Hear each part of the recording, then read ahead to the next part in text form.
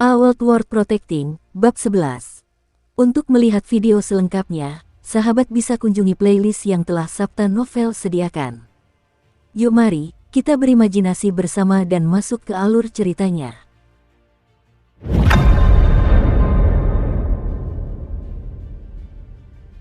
Bakso itu bergerak terlalu cepat.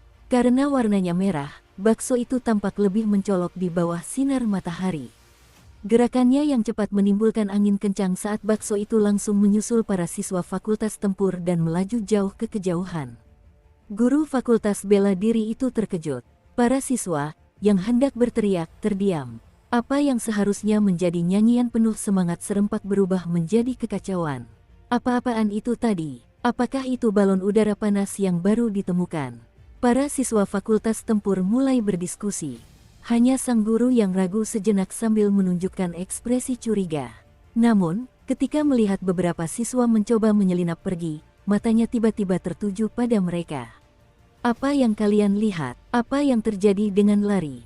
Dengan teriakannya, para siswa dengan cepat berhenti melihat dan mulai berlari sementara pertanyaan-pertanyaan menggantung di kepala mereka. Perlahan, pertanyaan-pertanyaan itu menghilang saat mereka berteriak dengan penuh semangat. Pada saat itu, Wang Baole sama sekali tidak menyadari sekitarnya.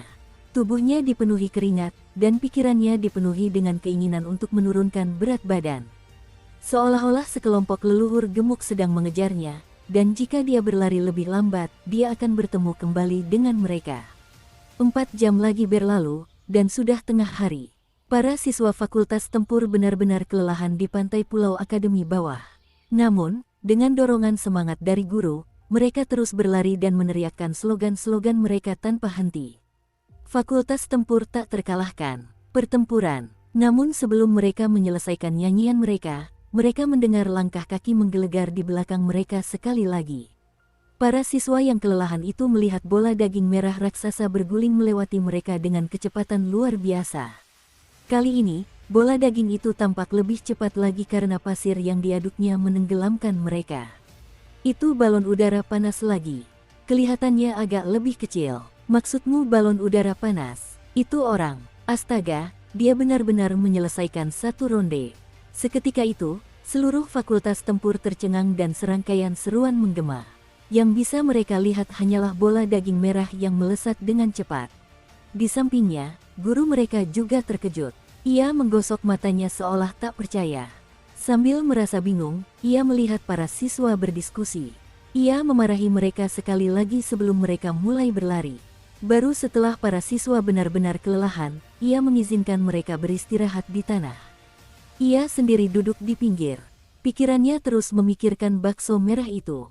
Sedangkan para siswa sibuk berdiskusi. Apakah itu benar-benar seorang manusia? Astaga, bagaimana dia bisa lari secepat itu? Itu terlalu cepat. Itu tidak benar. Pakaiannya terlihat agak familiar. Saat kerumunan orang berdiskusi, Chen Ziheng tampak curiga. Ia samar-samar merasa sosok berbaju merah itu tampak familiar.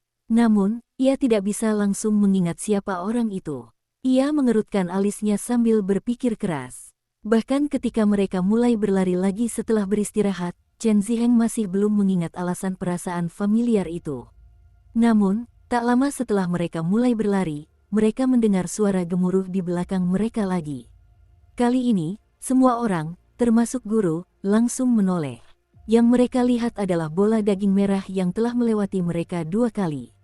Bola daging itu melesat sambil menimbulkan angin kencang, lalu dengan cepat lewat sekali lagi. Dan kali ini, bakso itu jelas lebih kecil lagi. Mereka sekarang dapat memastikan bahwa itu memang seorang manusia. Selain itu, mereka dapat mendengar tangisan dari bakso tersebut. Orang itu tampak sangat gila, mengeluarkan tangisan tanpa sadar. Di tengah tatapan heran para anggota Fakultas Tempur, orang itu pergi. Wang Baole, seru Chen Ziheng ketika akhirnya mengenali bakso itu. Banyak orang di sekitarnya juga mengenali bakso tersebut. Setelah mendengar seruan Chen Ziheng, mereka semua hampir melompat kegirangan. Ini benar-benar Wang Baole. Aku heran kenapa pakaian itu terlihat begitu familiar. Bukankah itu jubah siswa yang direkrut khusus? Tak kusangka itu Wang Baole. Dia benar-benar jadi gemuk. Seruan-seruan itu semakin keras. Identitas si Bakso telah terlalu mengejutkan para mahasiswa Fakultas Tempur. Lagi pula, Wang Baole, seperti yang mereka sebut, adalah seorang yang lemah dari Fakultas Persenjataan Dharma. Bahkan sang guru pun terkejut. Keheranannya bercampur dengan rasa malu, dan ia merasakan amarah yang tak terlukiskan saat ia bertindak dengan tiba-tiba menatap para siswa yang ribut itu. Dasar kalian sampah. Lihat, kalian bahkan tidak bisa menandingi seseorang dari Fakultas Persenjataan Dharma. Berani-beraninya kalian menyebut diri kalian anggota Fakultas Tempur. Fakultas Tempur kami adalah yang terbaik dalam hal kecepatan dan tinju. Tubuh kami tak terkalahkan. Dasar tumpukan sampah, dengarkan baik-baik. Kalian semua harus menggandakan latihan. Jika kalian tidak menyalip Wang Baole, tidak seorang pun dari kalian boleh tidur. Berlatihlah sepanjang malam. Teriak guru itu. Para siswa pun ikut marah.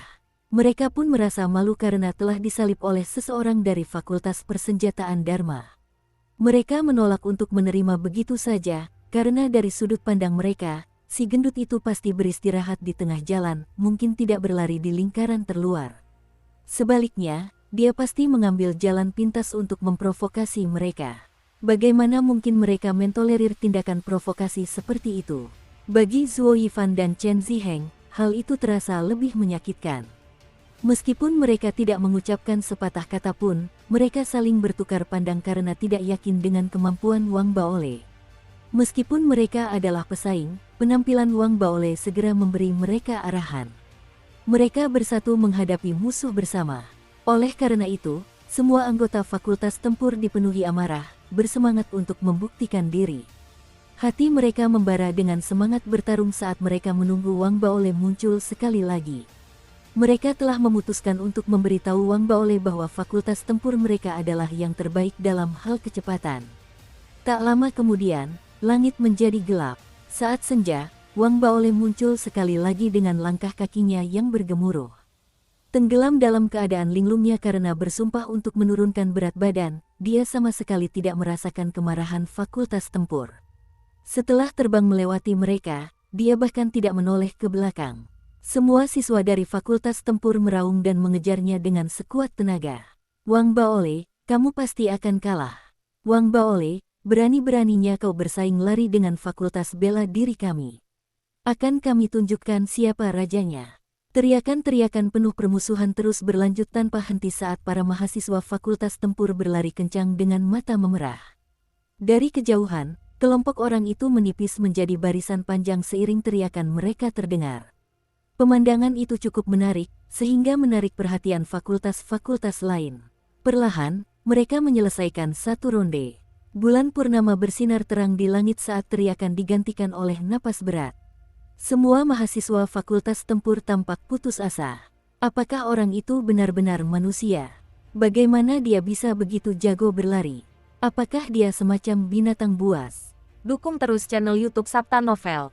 Semua orang menjadi marah saat langkah mereka melambat. Tubuh mereka gemetar, dan kaki mereka lemas. Semakin banyak orang yang gagal mengikuti Wang Baole. Hanya segelintir yang berhasil melakukannya dengan susah payah, tetapi akhirnya, hanya Chen Ziheng dan Zuo Yifan yang tersisa sambil menggertakkan gigi. Namun, bahkan mereka pun hampir mencapai batas kemampuan mereka. Chen Ziheng bahkan telah menggunakan tingkat kultivasi alam segel fisiknya, tetapi kesenjangan antara dia dan Wang Baole malah semakin melebar. Setelah menyelesaikan satu ronde, dia ambruk ke tanah sambil terengah-engah. Dia menjadi sedih ketika melihat langit mulai terang. Siapa di antara kita yang berasal dari Fakultas Tempur? Saya atau dia? Orang terakhir yang pingsan adalah Zuo Yifan. Meskipun ia marah dan matanya merah padam seperti darah karena amarahnya yang meluap-luap, ia hanya mampu bertahan setengah ronde. Saat fajar menyingsing, kakinya lemas, dan ia jatuh ke tanah dengan bunyi gedebuk. Kita berasal dari Fakultas Tempur. Kita tidak bisa membiarkan para lemah dari Fakultas Persenjataan Dharma yang memurnikan artefak mengalahkan kita. Zuo Yifan, lepaskan kekuatanmu sekali lagi. Kalahkan dia. Sang guru telah menemaninya selama ini. Dia juga kelelahan, tetapi dia tidak bisa menghilangkan kesedihan yang menyelimutinya. Saat dia melihat sosok Wang Baole yang tampak tak lelah menjauh dari mereka, dia tak kuasa menahan amarahnya dan berteriak. Guru, Saya benar-benar tidak tahan lagi. Zuo Yifan ingin terus berjalan, tetapi ketika melihat sosok Wang Baole yang menjauh dengan cepat, ia merasakan kekalahan yang belum pernah terjadi sebelumnya. Ia tersenyum getir. Sang guru kembali membuka mulutnya lebar-lebar, tetapi ia menyadari bahwa yang bisa ia ucapkan hanyalah hal-hal yang pahit. Ia teringat bagaimana fakultas persenjataan Dharma selalu lemah. Bagaimana mungkin fakultas itu menghasilkan orang aneh seperti itu? Sungguh menghina, serunya dengan putus asa. Sejak hari itu, ia selalu melihat Wang Baole berlari melewati mereka setiap hari saat ia memimpin para siswa. Seolah-olah Wang Baole tidak pernah berhenti sekalipun. Pengalaman ini memberikan pukulan telak baginya sebagai seorang guru, belum lagi reaksi para siswa. Akhirnya, dia menyerah untuk menyuruh para siswa fakultas tempur berlarian mengelilingi pulau itu. Jauh di mata, jauh di hati. Dia menghela napas sambil memimpin murid-muridnya, yang menghela napas lega, pergi. Dia berencana membiarkan para murid ini membiasakan diri dengan peralatan tersebut agar mereka dapat memulai latihan kekuatan. Bahkan Zuo Yifan merasa bahwa pengaturan guru itu sangat brilian.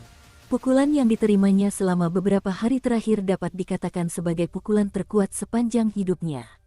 Saat itu, Wang Baole akhirnya berhasil menurunkan berat badannya secara signifikan setelah berlari selama seminggu. Ia dipenuhi kegembiraan, tetapi juga penyesalan. Ia samar-samar ingat pernah melihat pelari seperti dirinya di masa lalu, tetapi mereka secara bertahap menghilang. Kegigihan adalah sebuah kualitas. Di tengah rasa rindunya, Wang Baole menyadari bahwa tubuhnya jelas lebih kuat dari sebelumnya. Ia pun tampaknya tidak terlalu jauh dari alam kidarah.